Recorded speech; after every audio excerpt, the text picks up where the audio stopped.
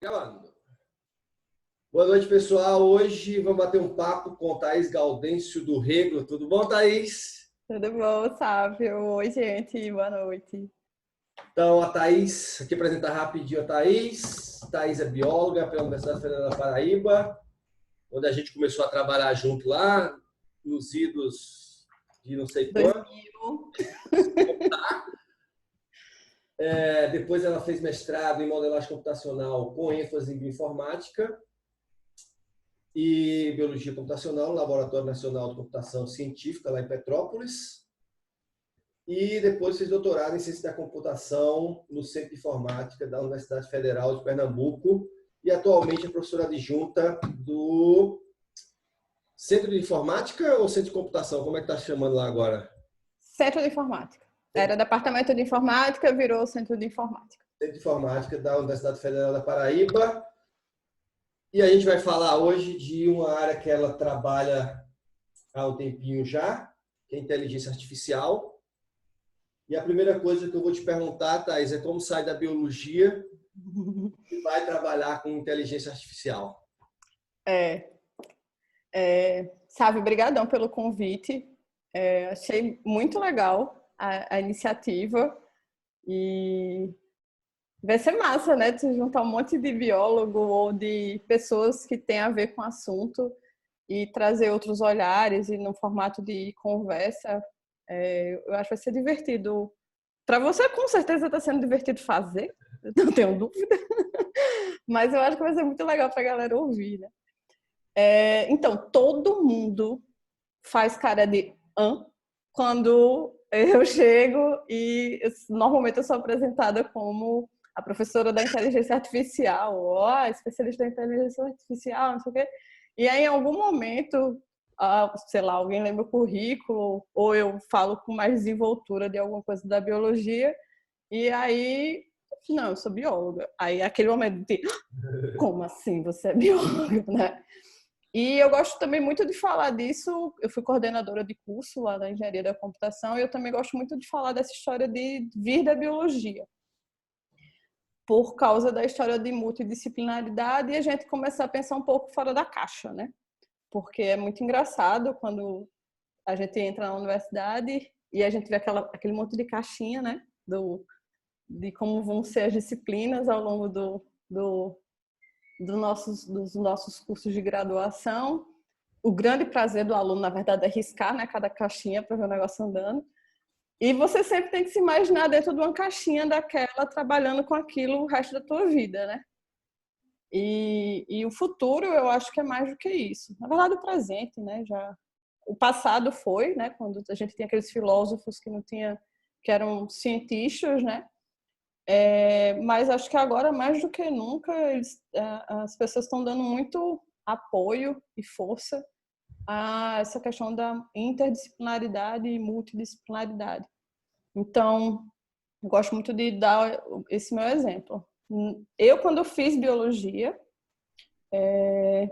na disciplina de genética, com Bonato, a gente sofreu pra caramba com Bonato, porque Bonato era bem braba. Mas eu achava massa aquele jeito brabo dela. E eu botei na cabeça que eu ia trabalhar com ela e tal. Apesar que fui péssima em genética, mas eu também fui péssima em todas as disciplinas com que eu trabalho até hoje. E aí, Bonato, na época, e tu deve lembrar disso, ela tinha acabado de voltar de um pós-doc e estava super animada porque estavam começando a falar muito nos Estados Unidos de bioinformática. Né? Não sei se tu lembra. Ela fez pós-doc aonde? Tu Não lembra? foi um pós-doc, não. Acho que foi um curso que ela fez quando o pessoal estava fazendo o genoma da chilela. Foi na USP.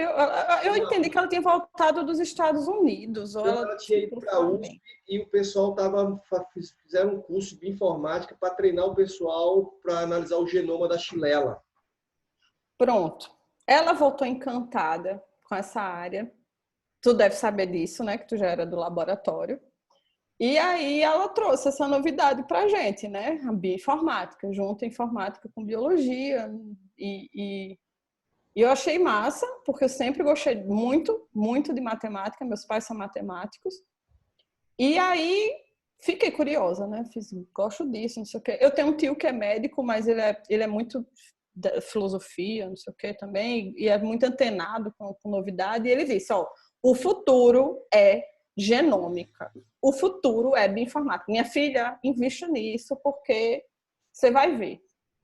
Aí eu fiquei com aquilo na cabeça, descobri que bioinformática era legal, só que precisava, se eu quisesse ser diferente, assim, me destacar, eu tinha que aprender a programar.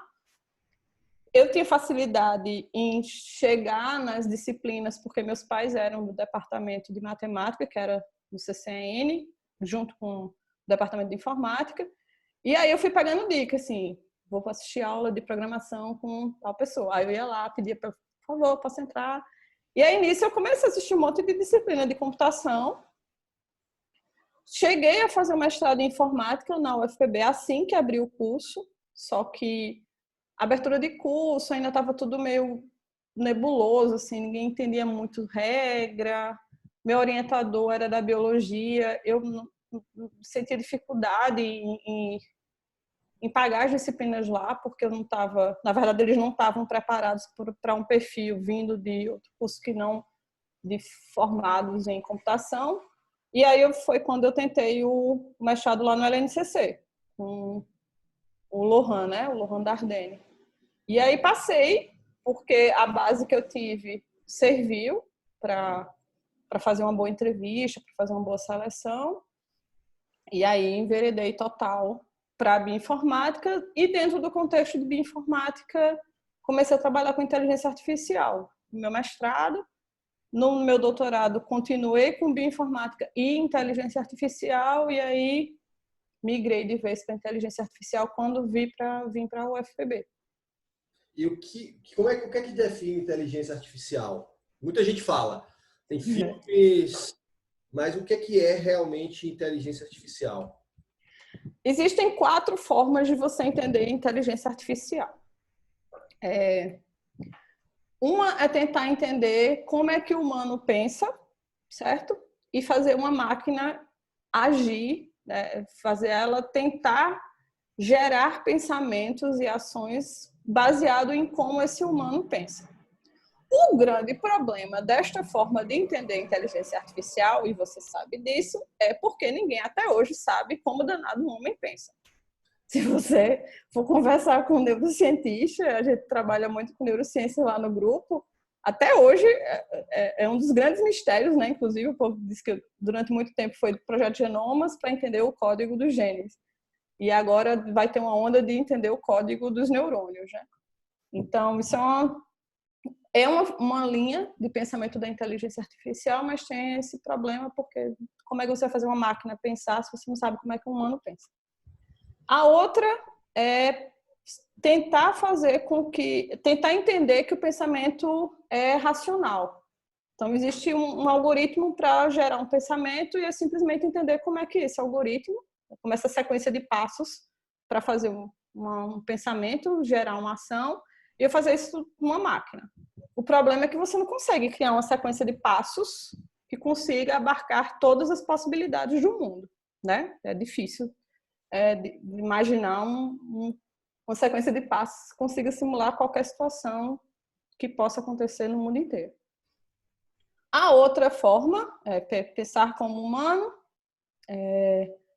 pensar racionalmente, agir racionalmente, então também entender que todas as ações também têm algoritmos que por trás estão explicando como é que elas acontecem. E a outra é agir como humano, que aí simplesmente eu tento entender como é que as ações são feitas e aí eu tento só simular como é que uma máquina vai fazer exatamente o que o homem faz. E aí essa que está dando mais certo, porque a gente consegue ainda, né, definir sequências de passos que consigam reproduzir nossos comportamentos. E aí é muito a história do agente inteligente. Então, o agente vai aprender com as experiências, vai percebendo o ambiente e, a partir dessas percepções, ele vai agir. Então, inteligência artificial engloba um monte de possibilidades, mas, no final das contas, é isso. É, de alguma forma, entender o que é inteligência, as várias que existem nos humanos, e tentar transferir para a máquina isso. Eu Não sei vou... se ficou fácil. Não, Ou acho só... que deu para entender. Eu vou pular um pouco agora, só porque tu falou desses modos de pensar da inteligência artificial. E um dos critérios que a gente tem para definir realmente inteligência artificial, uma inteligência mesmo artificial, seria o teste de Turing, né? Que é a máquina realmente se passar por um humano e você não perceber que ela é uma máquina, né? Se tu vai falando bobagem, tu me corrige. Não, tá não. Tu acha que a gente está mais próximo desse momento ou a gente tem que estar muito longe com as metodologias que tem hoje? A gente está bem longe. Está bem longe. O teste de Turing é muito legal. Eu não sei se tu já ouviu essa história, né? O Turing criou baseado num teste que já existia para as pessoas tentarem descobrir o sexo da pessoa a partir das respostas, sem ver a pessoa, né? A partir só das respostas que as pessoas iam dando, ele tentava identificar se era um homem ou uma mulher. E aí ele sacou o teste e fez, vou fazer para saber se uma máquina está se passando por um humano.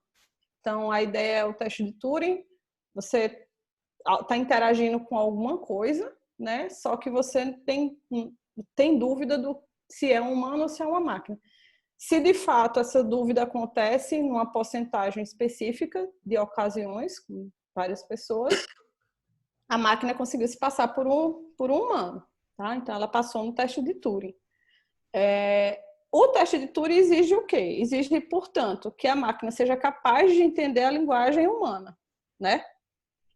Tu imagina a dificuldade de uma máquina entender, por exemplo, português, com todas as variações de verbo possíveis e imagináveis. Tu entende também, assim, os neologismos, as formas, as mais diversas formas como as pessoas falam, a própria voz, né? Os tons de voz diversos.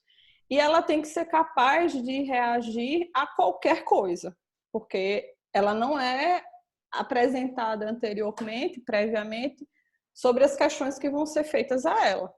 Então, ela tem que ser capaz de aprender, né? E aprender, quando a gente fala aprender, é realmente responder de forma correta às situações novas, que ela até então não tinha sido apresentada. Então, ela tem que ter um processamento natural de linguagem muito bom. E aí, tu tem uma noção do quanto isso está longe quando tu vai conversar com um chat de qualquer empresa na internet. Ou quando tu atende e é um robô que está do outro lado. Você quer matar todo mundo e matar todos os robôs e toda a inteligência artificial. Então, assim, tem muitos desafios ainda pela frente. Toda vez que alguém vem assim, mas inteligência artificial vai acabar com o mundo. Eu falo, vai nada, mais fácil um vírus vai acabar. Olha que bom. Então, assim, tem muito desafio ainda, muito. E um dos maiores desafios de inteligência artificial é realmente processamento natural de linguagem, porque é muito rico, é um campo muito rico, é muito diverso, tem muitas nuances, tem muitas diferenças, então é bem complicado. Os melhores modelos que passaram por teste de Turing foram modelos que foram... Ele já chegava assim, eu estou fazendo um computador que vai responder e ele está simulando um adolescente de 13 anos. E vocês sabem, né? Adolescente não sabe tudo. Então, ele vai ter dificuldade de responder algumas coisas. Então, assim, a pessoa já vem com a sacada de tipo, não garanto que ele vai saber de tudo, mas realmente, né? O humano também não vai saber. Então, se você conversar com algumas pessoas, dependendo de algumas perguntas, ela também não vai saber reagir. E a Google lançou recentemente que ele fica ali enrolando. Ele não lhe responde, mas ele fica dando volta. Uhum. E se não, fica fazendo perguntas para tentar aprofundar mais as perguntas anteriores e dando volta. É muito engraçado, porque você fica chocada, assim, meu Deus, ela tá respondendo. Não tá respondendo, ela tá enrolando durante muito tempo, mas é um grande desafio. Então, eu acho que ainda tem um longo caminho pela frente. Não é uma coisa para já, não. Pois é, mas ao mesmo tempo que é um caminho, já tem muita coisa hoje disponível, como você falou mesmo, os aplicativos todos. Quais as aplicações hoje reais já da inteligência artificial e como ela tem impactado a sociedade em geral? Hoje todo mundo usa inteligência artificial. Por mais que a pessoa acredite que não, eu não uso, eu não concordo, eu não, Deus me livre. Mas todo mundo assim, usa qual é o nome do Waze, né? O Waze, para ir na varanda, eu ligo o Waze, né? Eu sou a maior usuária de Waze da face da Terra. E ele te indica os melhores caminhos, ele usa inteligência artificial. No Netflix tem aquela abinha, né? Sugestões para você. Não sei se tu já visse. Por mais que eu não siga as sugestões, eu sempre fico muito curiosa para saber que danado vai ser sugerido para mim. Porque, tipo, é uma noção de o que é que eu estou consumindo, né? E o que é que as pessoas parecidas comigo consomem. E aí você até tenta entender assim, qual é o meu perfil para o Netflix? Quem sou eu no Netflix, né? Às vezes tem umas coisas bem bizarras que você fica pensando assim, carai, será que eu sou isso? Então, sugestões para você. Você entra numa loja, e eu até dou muito exemplo disso dos meus alunos, assim. Uma vez eu cliquei sem querer numa bolsa horrorosa, horrorosa, assim. E essa bolsa me perseguiu por muito tempo. Tipo assim, eu tava feliz, curtindo lá meu Instagram, bah, a bolsa. Eu, Ave Maria, Nossa Senhora, quanto... Eu tenho que clicar em outras coisas para ver se essa bolsa some assim, na minha vida. No Instagram, todo mundo discute muito isso, né? Se você fala alguma coisa, de repente aparece, né, a propaganda lá. Tem hora que eu tô com preguiça de digitar e eu fico falando a coisa várias vezes, já aparece aqui no Instagram, aí surge. Então, tudo isso é inteligência artificial. Então, os chats mesmo também tá em todo lugar. E a previsão é que isso realmente se torne cada vez mais rotineiro, né? E esses são os básicos assim que eu consigo trazer, mas tem a Alexa, minha Alexa tá aqui atrás de mim. Eu tomo café do outro lado do balcão todo dia e todo dia eu converso com ela, né? Bom dia, Alexa. Ela, bom dia. Diz qual é o dia de hoje, que normalmente é uma coisa bem estranha, assim. Hoje é o dia do goleiro. Anteontem foi o dia do goleiro. E aí ela traz alguma novidade sobre o dia do goleiro. Mas ela diz o trânsito, ela diz a minha agenda, ela me avisa quanto tempo eu vou levar para ir para o meu trabalho. Uma coisa que fica todo mundo chocado, né? O Google Maps, ele sabe onde é o teu trabalho e a tua casa. Você não precisa dizer a ele. Então, ele vê tua rotina e ele consegue já saber que você está repetindo e a partir dessas repetições ele mesmo nomeia, né? Casa, trabalho. Você fica... Mas a gente é muito padrão, né? Então, cada vez a gente é mais fácil para a máquina ser modelado, né? Isso é uma coisa que a gente nem percebe, né? A gente está tão no dia a dia que a gente nem percebe que já... Essas coisas que você falou aí, uma amiga minha estava falando que ela teve um filho recente e ela conversando com a menina babá dela sobre o tipo de fralda, conversando, e aí ela foi entrando no celular e apareceu uma propaganda da fralda que ela estava conversando lá. Assim, as coisas absurdas, assim. Bem 1984. Aí você fica sempre fica a galera, né, com aquela questão assim, ai meu Deus, e aí, são minhas informações, não sei o quê. Eu ficava meio espantada e eu fiz, não, eu acho que eu vou, vai ser mais uma coisa para endoidecer. Então eu acho que eu vou torcer para que ela acerte. Assim, se ela sugerir alguma coisa, eu vou torcer agora que ela sugira pelo menos coisas boas, que ela nunca erre o caminho, porque é meio que um caminho sem volta, mas realmente faz muito medo na mão de quem vai cair isso, né? E eu discuto muito com o meu melhor amigo, e ele disse que fica muito temeroso realmente assim, questões de minoria, de liberdades, dependendo realmente na mão de quem caia, e o grande problema é que são grandes empresas que estão tendo mais dados e mais acesso a gente, né? Nossos cliques todos, na verdade, falam muito do que a gente isso fica faz muito medo, realmente, assim. Por isso que do quanto os países de iniciativa pública mesmo estão investindo em inteligência artificial para realmente tomarem à frente disso. Mas também faz medo, né? Porque dependendo de quem esteja representando o público naquele momento, isso também não é muito, não traz muito alívio, não. Mas realmente tem que ser pensado e tem que ser realmente muito discutido essa questão da proteção de dados e o quanto vale a pena a gente estar entregando quem somos para essas máquinas, que por trás, obviamente, tem pessoas que controlam tudo isso. E deixa eu te perguntar, na biologia, como é que está a aplicação da inteligência artificial para resolver problemas biológicos? Eu sei que você trabalha com isso muito. Trabalho. E eu acho super legal, assim, porque, na verdade, as primeiras criaturas que começaram forte a trabalhar com IA e aprendizagem de máquina também foram biólogos. Hoje a gente tem um monte de biólogo trabalhando em grandes bancos em São Paulo e ao redor do mundo. Porque eu fui ter essa noção muito depois, assim. Os primeiros big datas, os primeiros bases de dados com grande quantidade de informação, de dados mesmo, foram genomas, né? Então, as primeiras pessoas capazes de gerenciar, de desenvolver ferramentas para um monte de letrinha e o processamento dessas informações foram biólogos. Então, por isso que não assim, o pessoal ainda se espanta, mas em muitas empresas, grandes empresas que não tem nada a ver com biologia, tem biólogo. Então, a IA e a biologia, na verdade, elas deram um boom, assim, biologia, quando eu falo biologia genômica, deram esse boom juntos, na verdade.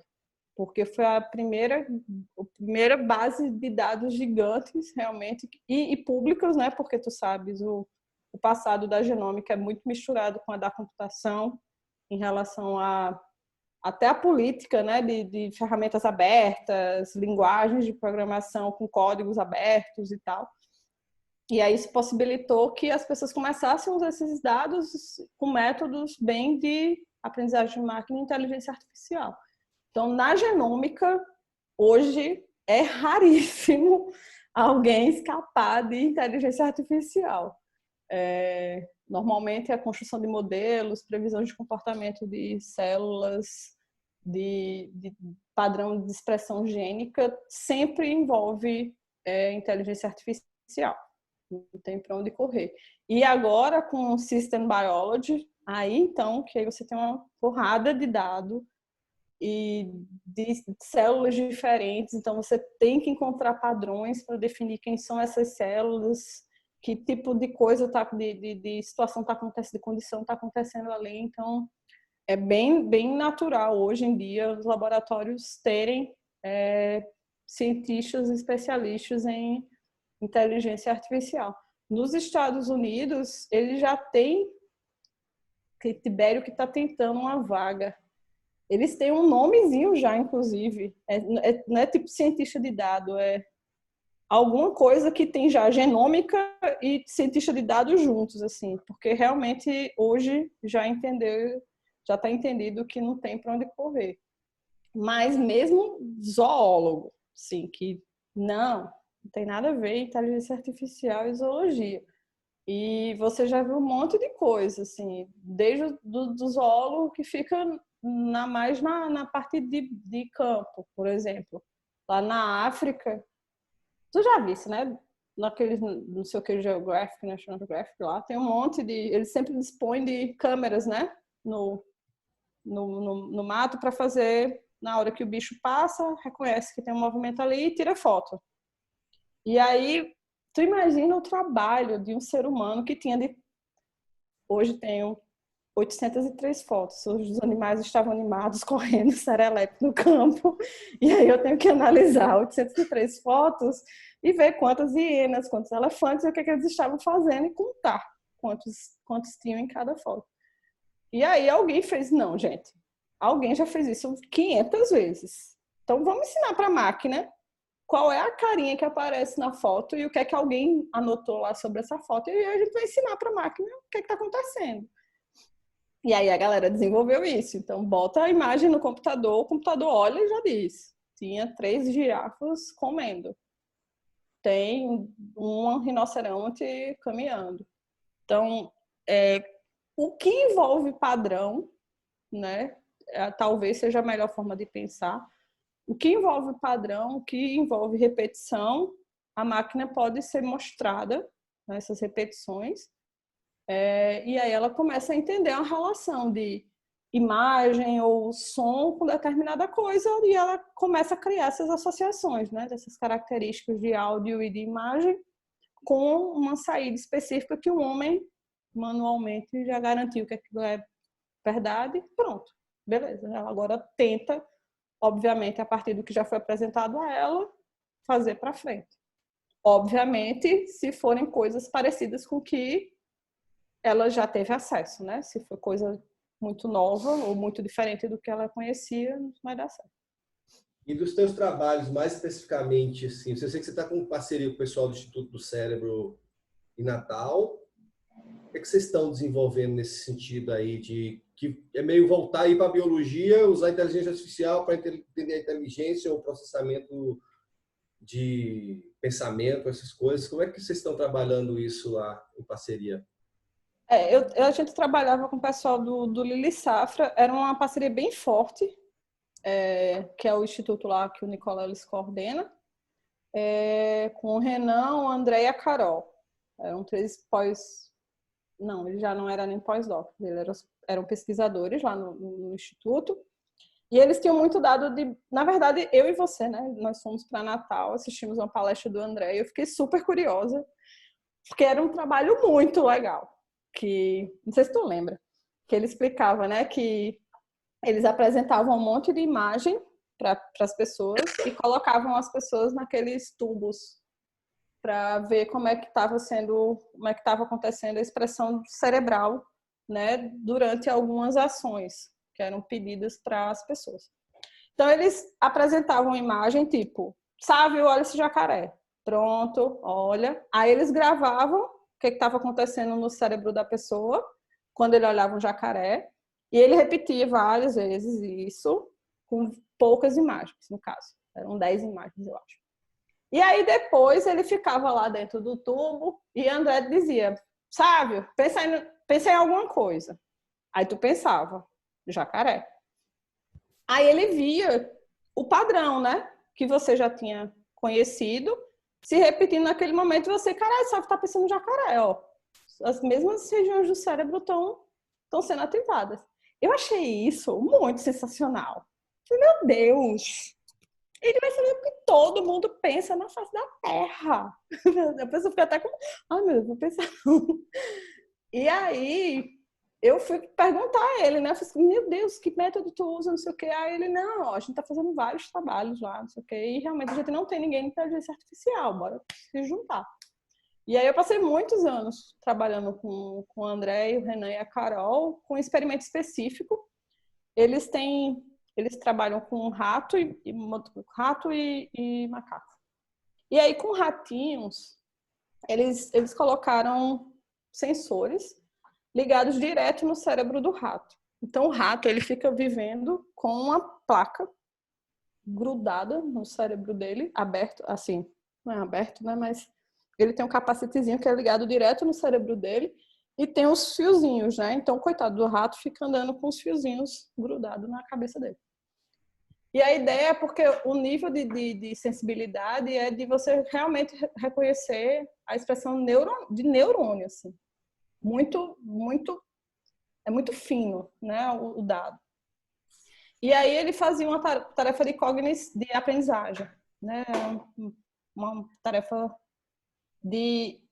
O ratinho, ele tinha que tocar o focinho no nose poke, e na hora que ele tocava nesse focinho, nesse lugarzinho lá, ele batia qual é o nome desse negócio? Pena.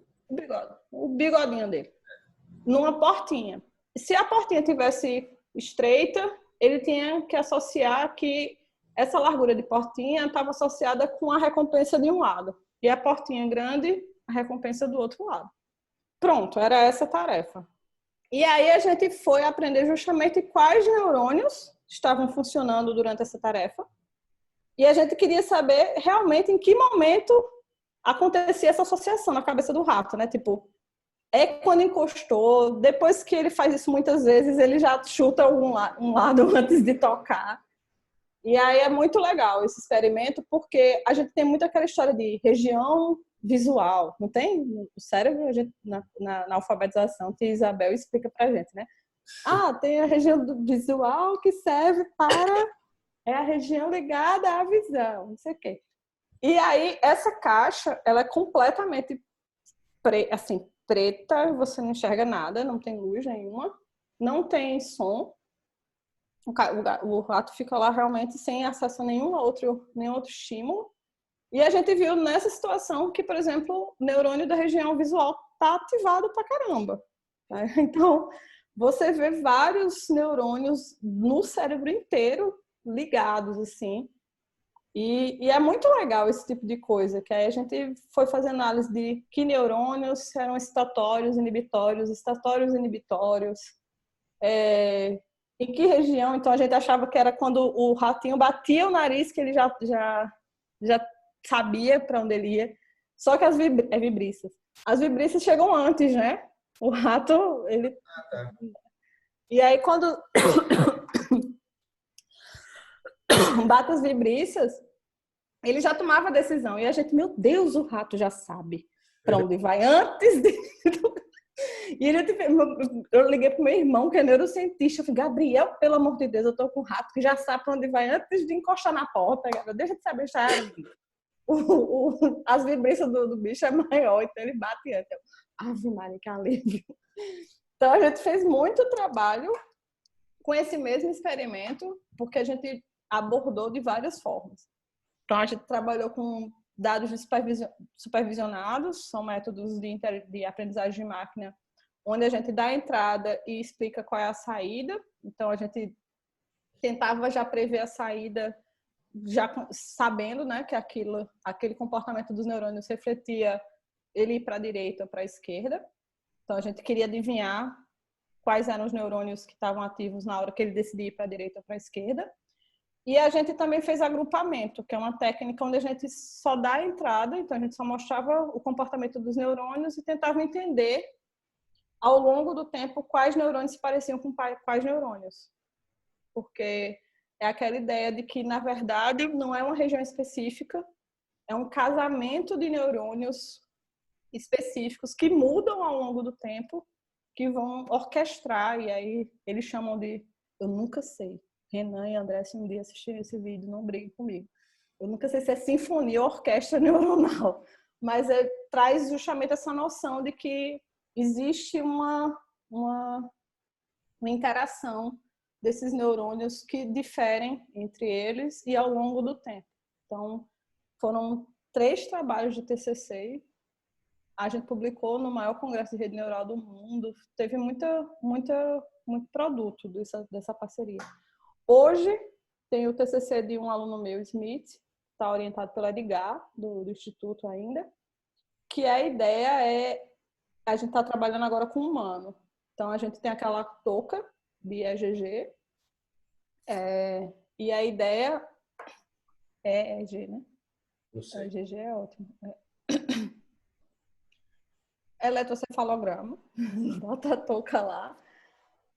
E a ideia é, de novo, a gente reconhecer que regiões do cérebro estão sendo expressas em determinados, relacionados com, na verdade, com algum movimento. O Edgar não contou pra gente que movimento é e nem em que momento a pessoa fez o movimento. Ele só quer que a gente tenha acesso a... Isso é o sinal que os neurônios desse ser humano está fazendo. Sem informação nenhuma, processa esse sinal e me diga, esse homem mexeu em que momento? Então, a gente só quer entender um padrão de homem sem fazer o movimento e ele fazendo, só olhando o sinal de expressão dos neurônios. Então, a ideia também, de novo, é muito assim, de você conseguir controlar, por exemplo, isso aqui é o fim, né, obviamente. Você controlar uma cadeira de roda, por exemplo, com pensamento, né?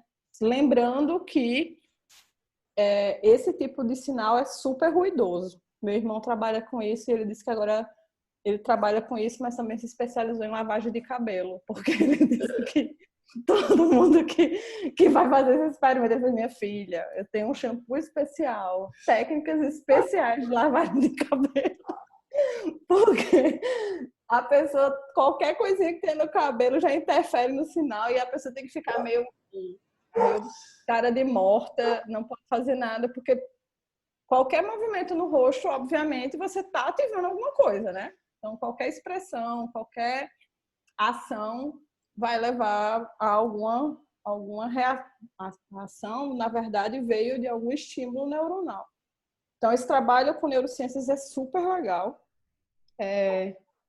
Hoje o Renan já não está mais no Instituto, ele está na UFRN, a gente está tentando fazer algumas parcerias também, continuar essas parcerias. E o André está com Carol lá em Portugal. E aí o André também segue lá. E no futuro a ideia é que a gente também volte às parcerias. Então, eu continuo com o Edgar, mas tenho os meus parceirões. Assim, eles viraram grandes amigos de pesquisa e de vida que estão em outros lugares, mas a gente deu uma parada com as pesquisas com os meninos. Mas tem o Edgar lá e no Instituto de Neurociência ainda. Isso lembra muito o trabalho do Nicoleles, né? Que aquela coisa de mexer a mão, um macaco mexe a mão no Japão, essas coisas. E é a mesma filosofia, né?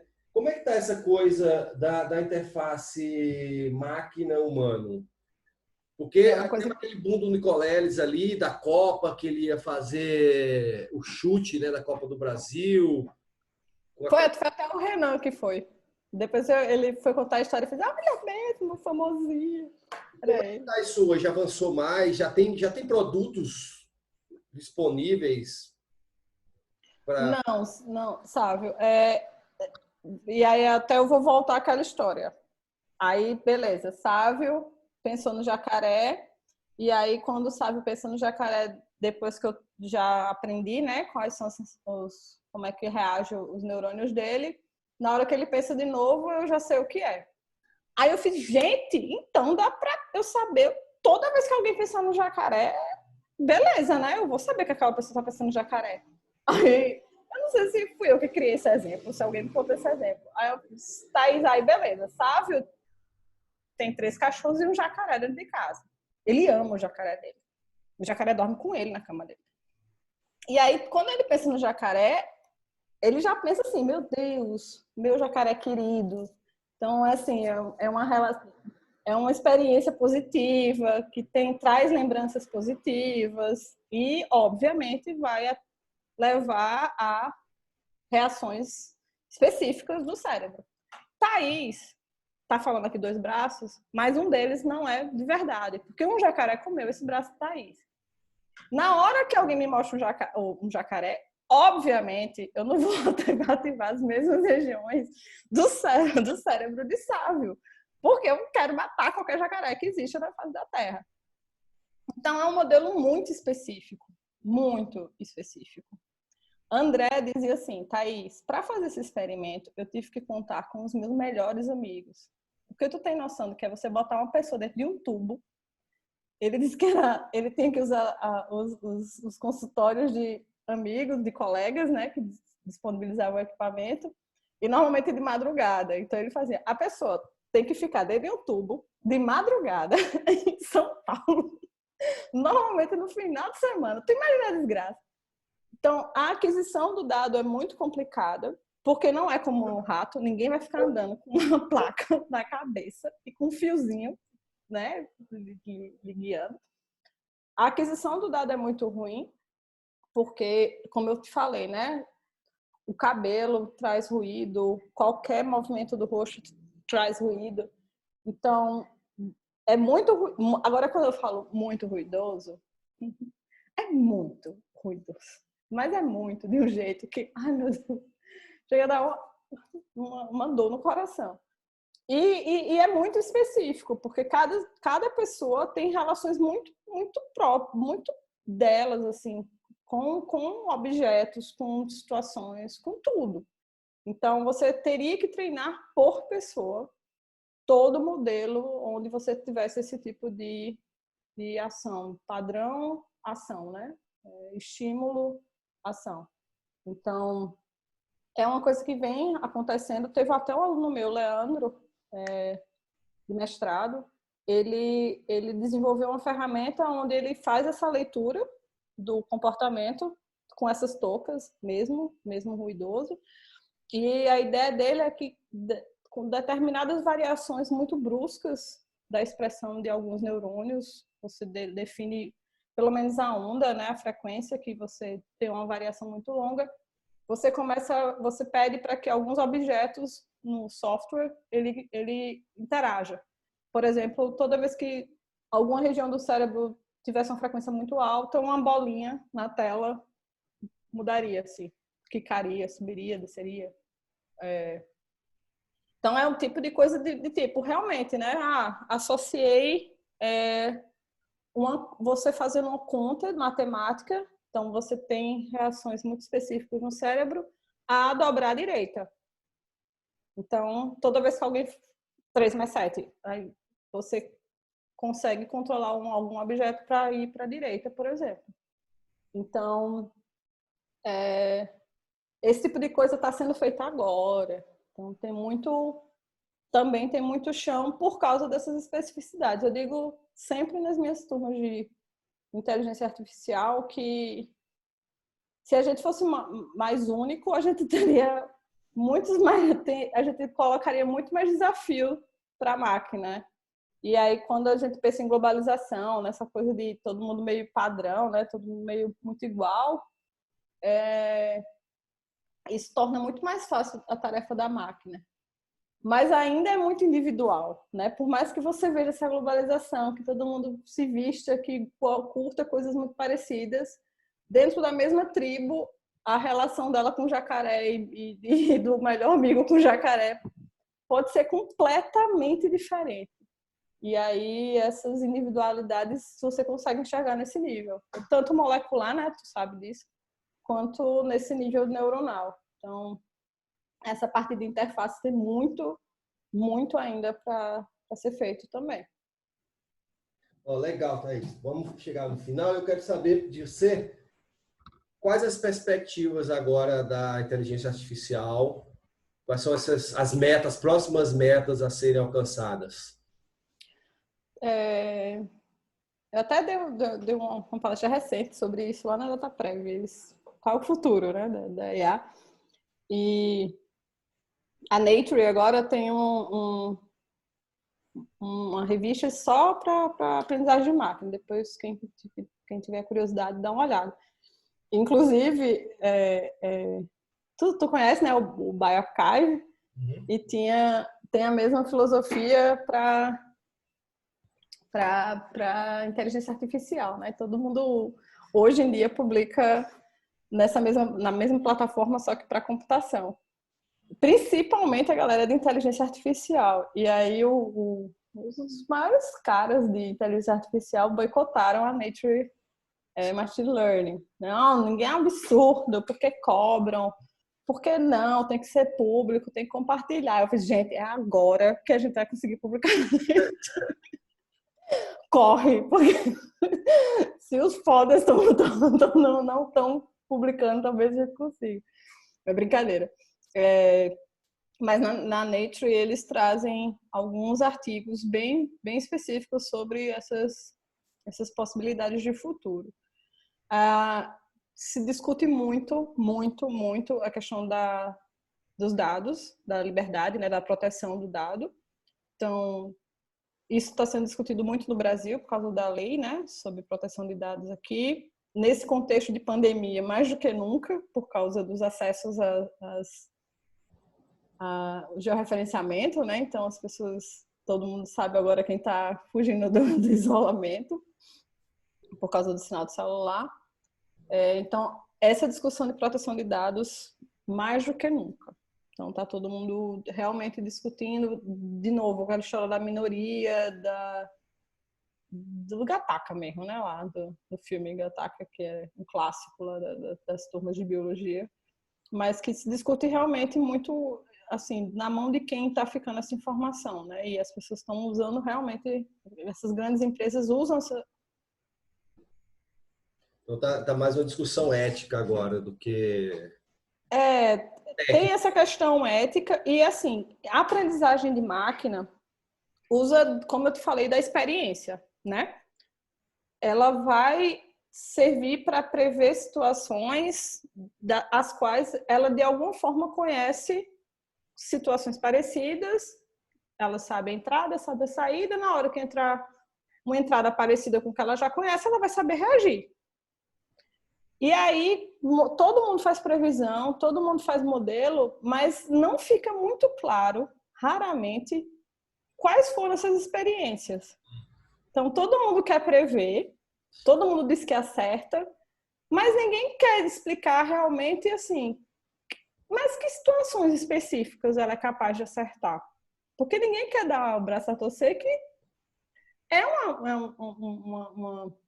um sistema controlado que ele está tendo acesso. Ele não vai conseguir generalizar para todas as situações que existem no mundo. Então, as pessoas têm que ser capazes, têm que ser capazes de realmente especificar quais tipos de experiências estão sendo passadas para a máquina, para que na hora que você faça essas previsões, você também saiba em que situações elas vão caber, né? E vão funcionar. Então, tem uma discussão bem grande também nesse artigo na Nature sobre o desenho experimental e como passar essa informação de forma decente, né? De quem era a tua amostra, que características tinha a tua amostra, em que situações o teu modelo vai funcionar, para que de fato você garanta, tem chance de funcionar, mas dentro desse contexto, né? Então essa ideia de sou capaz de prever qualquer coisa tem que parar. E realmente as pessoas não têm o costume de ter cuidado realmente em descrever muito em detalhes quais foram as experiências passadas para a máquina. Então isso é uma coisa que eles discutem muito. E uma outra discussão é essa história de processamento natural de linguagem, porque ainda é um gargalo gigantesco. Gigantesco. E assim, eu também falo para os meus alunos direto: mas professora, como é que eu vou competir com o Google? Eu fiz criatura. É português. Tu acha que o Google está preocupado com o português do Brasil?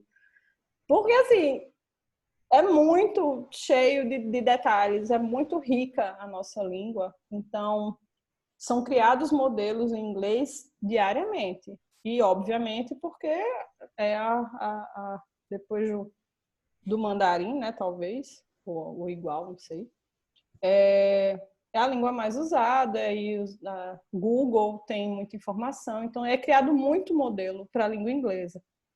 E aí o tempo todo a gente fica tentando reproduzir, né? O padrão da língua inglesa para português. Óbvio que não vai funcionar.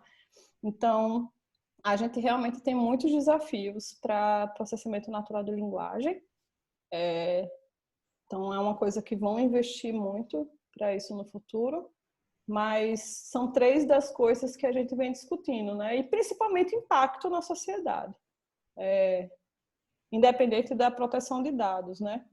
A gente agora está criando um grupo interdisciplinar com o pessoal de mídias, jornalismo, antropologia e filosofia, para a gente discutir realmente o impacto disso na sociedade e como isso deve ser realmente, até a forma, né, como isso é apresentado para a sociedade deve ser pensado, de não criar barreiras, as pessoas entenderem como é que de fato é o método, entenderem que isso já é real.